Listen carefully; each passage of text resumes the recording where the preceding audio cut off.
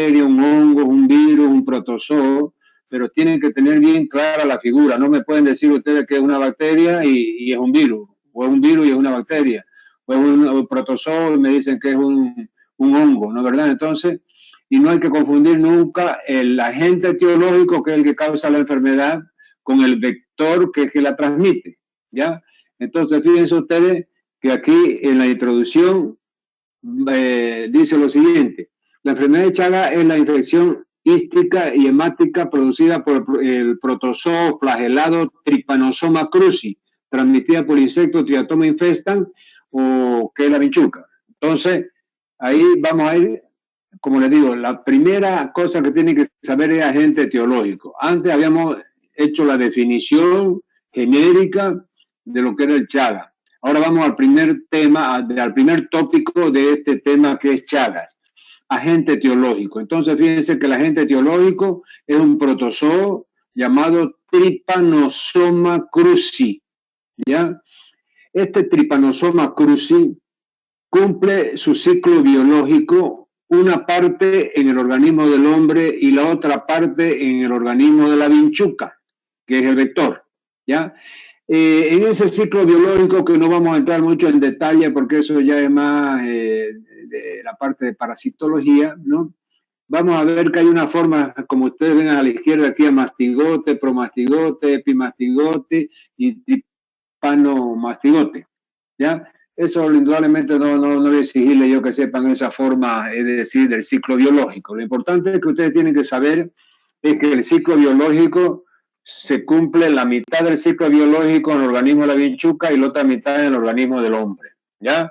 Y el nombre científico de este microorganismo, que es un protozoo, es Trypanosoma cruzi. Y ustedes saben que todos los nombres científicos están en latín, entonces por eso es que son nombres medio diferentes. Ahora vamos a ver, esta es la forma del Trypanosoma cruzi. Fíjense, es un protozoo medio flagelado, así con un flagelo para moverse en medio líquido, ¿no?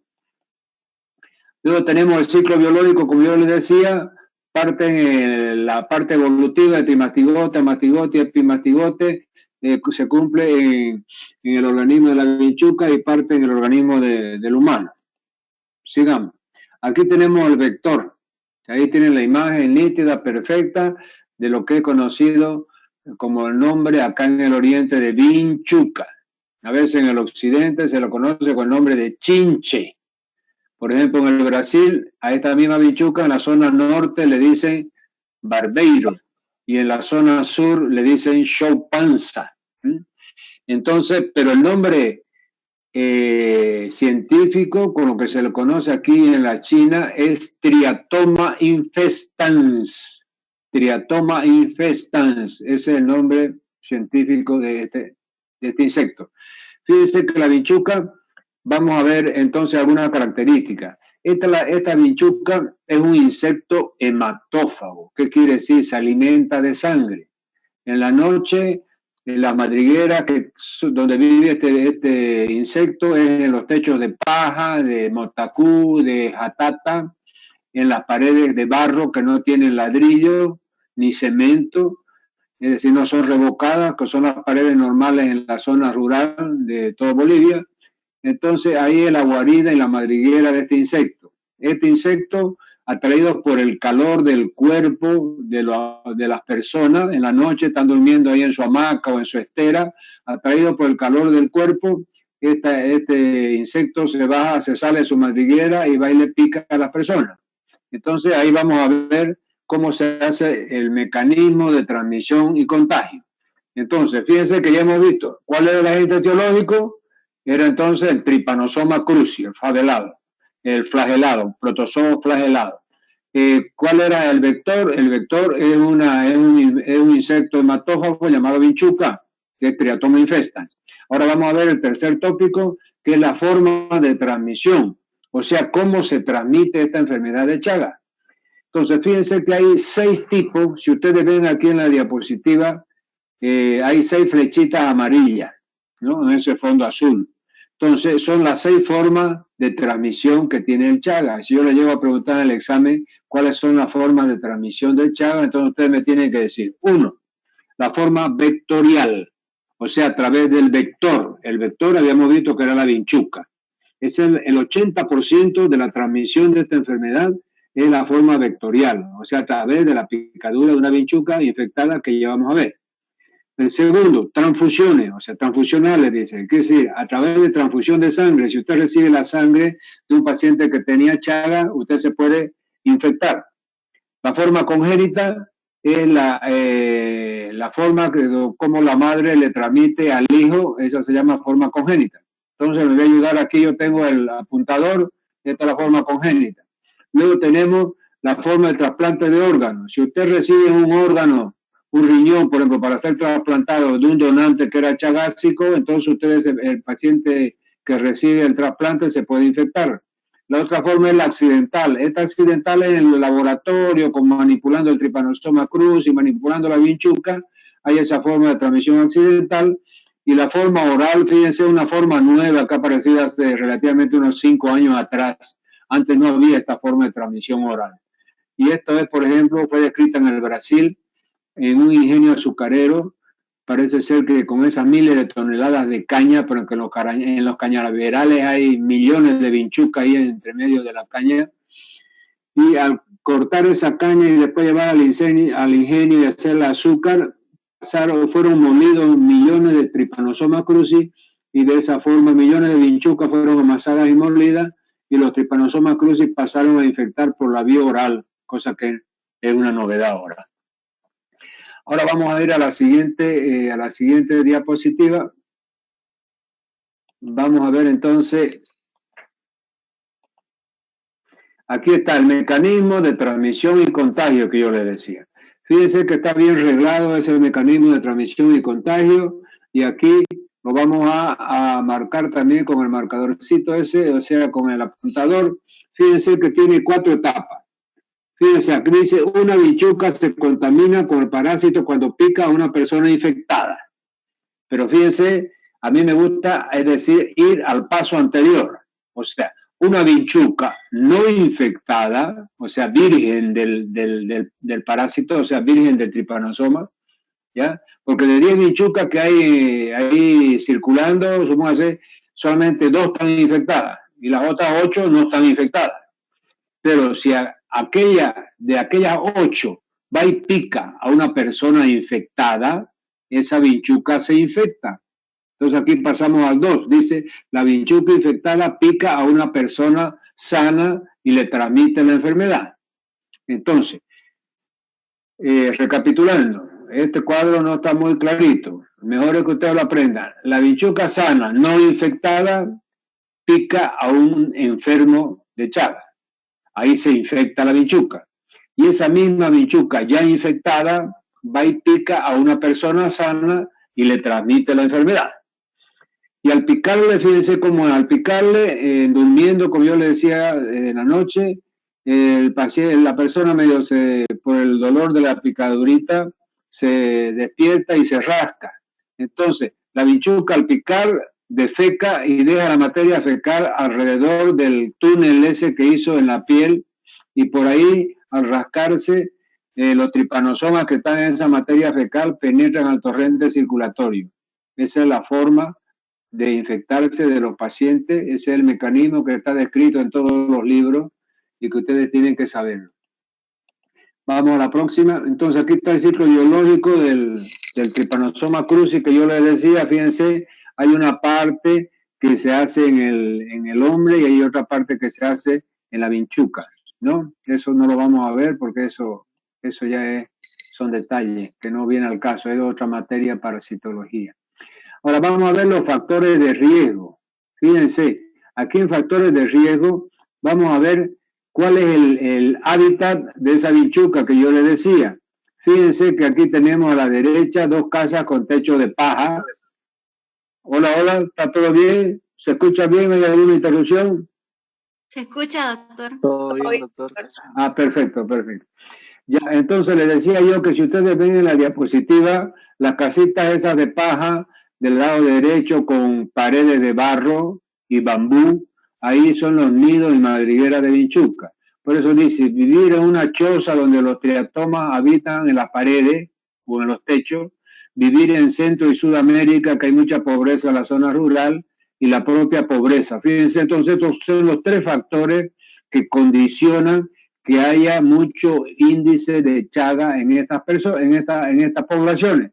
Entonces, países del tercer mundo, como Bolivia, por ejemplo, que tiene mucha pobreza, mucha desnutrición, etcétera, viven en casas de paja, no tienen viviendas dignas, entonces son fáciles de caer en la alta incidencia del Chaga.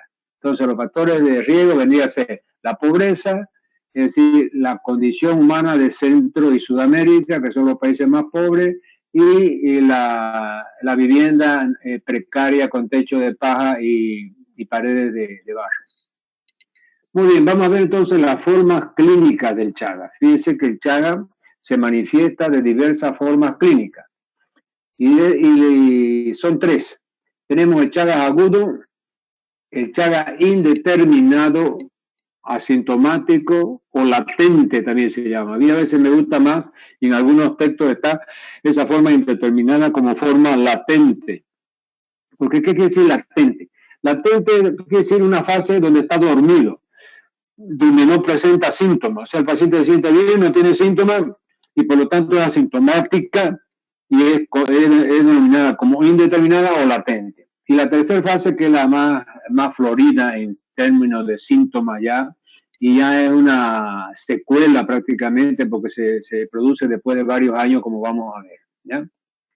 Entonces, fíjense el diagnóstico. Aquí tenemos en la parte del medio las tres fases. Fase aguda, arriba, fase indeterminada o latente al medio y fase crónica abajo. Entonces nos da algunas figuras con síntomas de cada una de las fases, ¿no, verdad?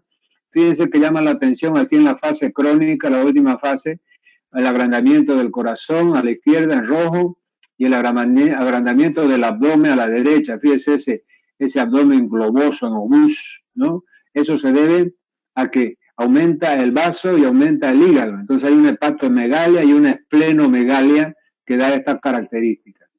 La otra fase, la fase indeterminada, es asintomática, no tiene síntomas, y la fase aguda la vamos a ver ahora en esta diapositiva. Fíjense que aquí dice, oye, síntomas de la fase aguda, es el título. Manifestaciones clínicas de la fase aguda. Tiene principalmente, fíjense, la fase aguda se caracteriza, aquí les voy a ayudar con el marcadorcito para que me acompañen. Dice, fiebre, hay linfadenopatía. Linfadenopatía quiere decir aumento de los ganglios linfáticos en las cadenas del cuello, de la axila, de la ingle, hepatoesplenomegalia, o sea, agrandamiento del hígado y del vaso, pérdida del apetito, malestar general, ¿ya? Y puede presentarse en cualquier edad. Entonces, lo más importante, ahorita vamos a ver nosotros ya detenidamente ese cuadro clínico de la fase aguda del Chaga. Entonces, fíjense aquí las manifestaciones clínicas de la fase aguda, ¿ya? Fíjense que la fase aguda del Chagas presenta síntomas bastante indefinidos, unos síntomas no muy graves. Hay cefalea, dolor de cabeza, ¿no es verdad? Puede haber diarrea, un malestar estomacal, puede haber una pequeña fiebrecita, ¿no es verdad? Como lo hemos visto, pero la forma que generalmente llama la atención y hace que el médico esté en alerta y le haga los exámenes para ver si no se trata de un Chaga, es esta forma que estamos viendo aquí. Si ustedes se fijan, ahorita yo les voy a mostrar esta forma aquí con el apuntador. Este se llama signo de Romaña. Entonces, el signo de Romaña es cuando la vinchuca le pica al paciente aquí en el ángulo externo del ojo, fíjense, ¿ya? Y al día siguiente el paciente se levanta con este aspecto, un edema bipalpebral, o sea, párpado superior y párpado inferior, unilateral, ¿ya? Entonces, edema palpebral unilateral, bipalpebral si ustedes quieren, más exacto, ¿ya? Entonces, acompañado de, si ustedes les abren con los dedos esos párpados que tiene el ojo cerrado, van a ver que dentro del ojo la conjuntiva, la parte blanca del ojo está roja. Eso se llama hiperemia conjuntival.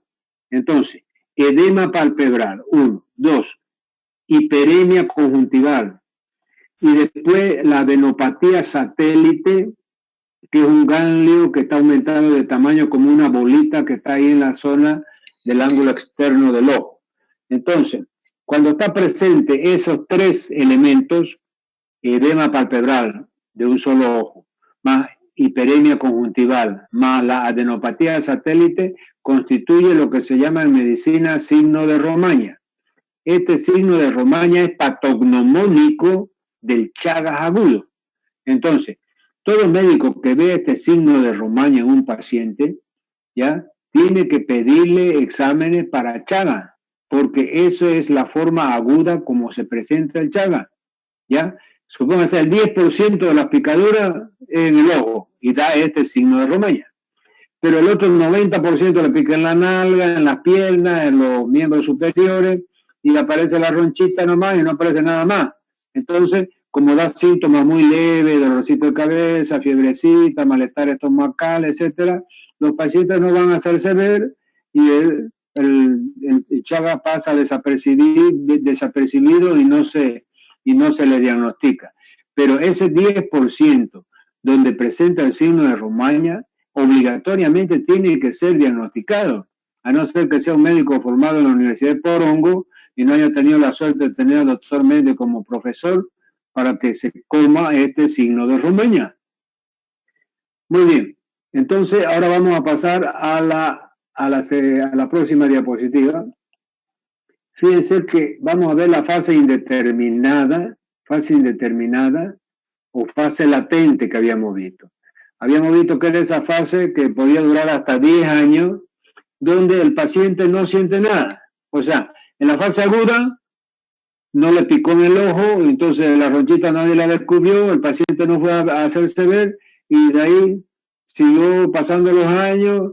El paciente esos 10 años no tuvo ningún síntoma porque estaba en esta fase indeterminada o latente, que no tiene, hay respuesta inmune, duración media de 10 años, es asintomático, pero la serología es positiva, pero no, de nada sirve que la serología sea positiva si nadie le va a pedir serología, porque el paciente no siente nada. Al no sentir nada, no va al médico. Al no ir al médico, no le piden exámenes. Entonces, esta fase indeterminada o latente es asintomática y puede durar hasta 10 años, ¿ya? Y ahí después, a partir de los 10 años, ya viene la fase, aquí está como, es decir, la asintomática, la fase indeterminada asintomática, duración indefinida, muchos años, dicen, la serología es positiva, pero nadie se la pide, y son la mayoría de los chagásicos que están circulando ahí en las calles, ¿ya? Ahora vamos a ver esta forma latente, nuevamente lo mismo, asintomático, cero positivo, pero no se les hace y es la misma, es una repetición. Ahora vamos a ver ya la forma florida del Chagas, donde hay cualquier cantidad de síntomas y que esta fase ya no puede pasar desapercibida y es donde generalmente se hace el diagnóstico de Chagas. ¿Qué va a pasar en esta fase? Fíjense que en esta fase, después de 15 años que le picó la vinchuca, ya el Trypanosoma cruzi ya ha muerto, ya no existe más en el organismo, ya murió. Entonces, pero quedan las secuelas, los daños que ha producido ese Trypanosoma cruzi. ¿Y cuáles son esos daños que produce el Trypanosoma cruzi en el organismo? Fíjense que ataca principalmente 3 órganos: el colon, el esófago y el corazón, ¿ya? Fíjense que en el sistema digestivo, tanto en el colon como en el esófago, ¿ya? Tanto en el colon como en el esófago, aquí tenemos colon y aquí tenemos esófago, produce destrucción. Si ustedes se recuerdan de anatomía, yo no sé quién sería su docente de fisiología, si ustedes se recuerdan de fisiología, yo por lo menos a mis alumnos, yo doy fisio también en medicina, y ellos ya saben como el pan nuestro, toda la inervación simpática y parasimpática del intestino. Entonces, ustedes venían a acordarse que en el intestino tenemos 2 plexos nerviosos. el plexo de Meissner y el plexo de Auerbach. Uno es submucoso y otro está en las musculares mucosae, que se llama mucose, que se pronuncia, o sea, en la capa muscular hay uno y en el tejido celular subcutáneo está el otro. En la submucosa, perdón, está el otro. Entonces, fíjense que ese trypanosoma cruzi, mientras estuvo dentro del organismo, destruye estos dos plexos y compromete el peristaltismo gastrointestinal. Ustedes saben que el peristaltismo es el movimiento de avance que produce para que el bolo alimenticio vaya avanzando desde la boca hasta el ano, ¿verdad? Entonces, ese movimiento peristáltico está garantizado por la indemnidad, o sea, por la entereza de estos dos plexos, el de Meissner y de Auerbach. Como están lesionados, entonces ese peristaltismo es asincrónico, es completamente descontrolado y los pacientes tienen estas dos patologías. En el colon se les dilata el colon. Fíjense aquí, la clínica es megacolon. Megacolon quiere decir dilatación del colon. Entonces hay dolor abdominal, hay un estreñimiento crónico. El estreñimiento crónico de estos pacientes están 15 hasta 20 días sin ir al baño. A veces llegan hasta 25 días y ahí tenemos que meterlo a la cirugía, bajo anestesia, hacerle una limpieza del colon, le sacamos unos baldes de materia fecal del colon, con guante por supuesto, y así se alivia un poco, pero imagínense la calidad de vida de estos pacientes con esos megacolon. Entonces al final hay que hacerle un tipo de cirugía reparadora, recortarle una parte del colon y ponerle una anastomosis entérica. Bueno, eso lo vamos a ver ya después. Hay obstrucción y hay volúmen. Cuando ataca el Chagas crónico, ataca el esófago, produce también dilatación del esófago, que es el megaesófago. Entonces, fíjense, cuando nosotros hacemos esta radiografía contrastada con bario, el bario es una sustancia de contraste, fíjense que aquí se ve el esófago, se ve el esófago dilatadísimo. Entonces, es un megaesófago. Estos pacientes tienen disfagia. Cuando van a tragar un pedazo de carne o van a tomar un sorbo de agua, se ahogan y se ponen cianóticos, les falta la respiración. Esa es la disfagia, dificultad para tragar en estos pacientes que tienen megaesófago. A esto hay que operarlo también, recortarle toda esa parte del esófago, después ponerle una asa intestinal ahí y hacerle la anastomosis para que tenga una mejor calidad de vida. Y acá arriba tenemos, cuando ataca el corazón, aquí tenemos una radiografía de tórax. Fíjense, esta es la silueta cardíaca, se ve una silueta cardíaca bien dilatada. También hay una cardiomegalia aquí. Hay un aumento del tamaño del corazón. En medio de estos dos pulmones, aquí está el pulmón derecho, aquí está el pulmón izquierdo, se ven oscuros, y esta parte opaca, blanca, delimita la silueta cardíaca que se la ve aumentada de tamaño. Entonces, las complicaciones del Chagas crónico son megacolon, dilatación del colon, megaesófago, dilatación del esófago, y miocardiopatía chagásica, que hay dilatación del corazón y va a haber arritmias graves. Estos pacientes chagásicos tienen bradicardia, o sea, disminución de los latidos cardíacos, que en vez de ser de 70 por minuto, pueden llegar a 50 por minuto y ahí en cualquier momento el corazón para.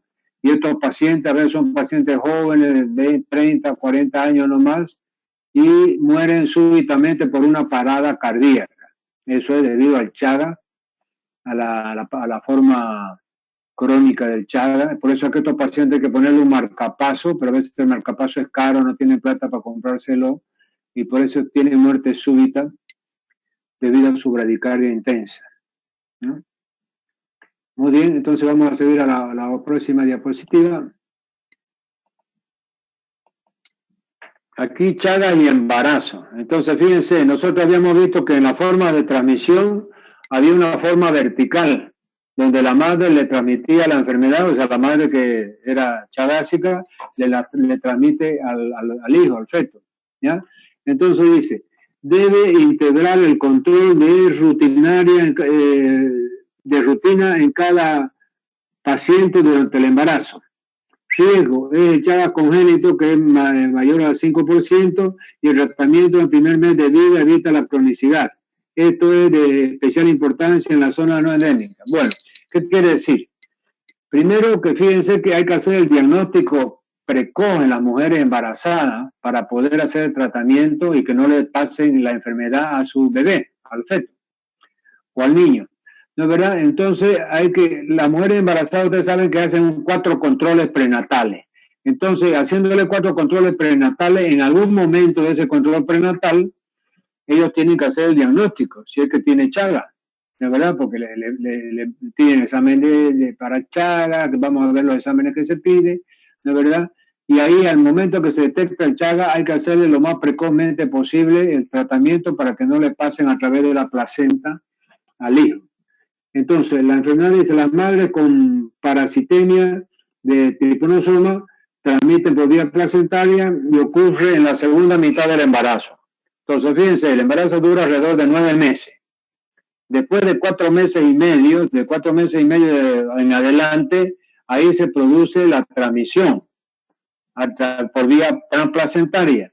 Entonces, por eso hay que diagnosticarle tempranamente a la mujer embarazada antes del 4.º mes para que pueda ser tratada y no pase la enfermedad. A partir del 4.º mes, 4.º, 5.º mes, ya pasa la enfermedad por vía transplacentaria. ¿Ya? Muy bien, el diagnóstico laboratorial, o sea, cómo se diagnostica Chaga a través de los exámenes laboratoriales. Entonces, fíjense que hay métodos directos o parasitológicos. Aquí a la izquierda, yo les voy a mover con el apuntador. Aquí a la izquierda, fíjense, dice en negro ahí, métodos directos o parasitológicos. Directo, ¿qué quiere decir? Estos métodos, usted va a ver en directo, por exámenes directos, que es la gota fresca, la gota gruesa, prueba de Strut y biopsia, ¿no? Y eso ya es lo último que se hace, ¿no? Pero, por ejemplo, gota gruesa, gota fresca son extendidos, microhematócritos. Se hace como un extendido con la sangre del paciente y ahí se observan al microscopio los parásitos, o sea, el Trypanosoma cruzi, que es un parásito flagelado que le hemos mostrado al principio, ¿ya? Muy bien. Ahora, esto es el Chagas agudo, que usted puede ver el parásito, ¿no es verdad? Porque en la primera parte del latente, porque después ya, después de 1 año, 2 años, 5 años de latente, ya desaparece también el Trypanosoma y ya están las lesiones de la forma crónica de la enfermedad. Ahora, los métodos indirectos o serológicos. Estos son, fíjense, hemoaglutinación indirecta, ELISA y inmunofluorescencia indirecta. Entonces, hemoaglutinación indirecta, inmunofluorescencia indirecta y ELISA. Acuérdense entonces de esos 3. Son la forma o método indirecto de hacer el diagnóstico del mal de Chagas. ¿Ya? Generalmente estos indirectos ya usted lo puede hacer tanto en la fase aguda, latente o crónica, ¿ya? Y estos otros que están acá en azul a la izquierda solamente en la fase aguda cuando el parásito está vivo.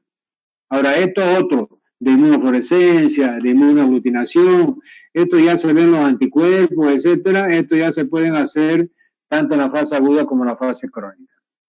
¿Ya?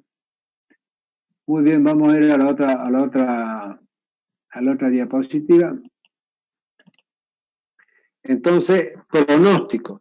Fíjense que entonces el nombre de pronóstico, ¿qué es pronóstico? Pronóstico es adelantarse a los acontecimientos. O sea,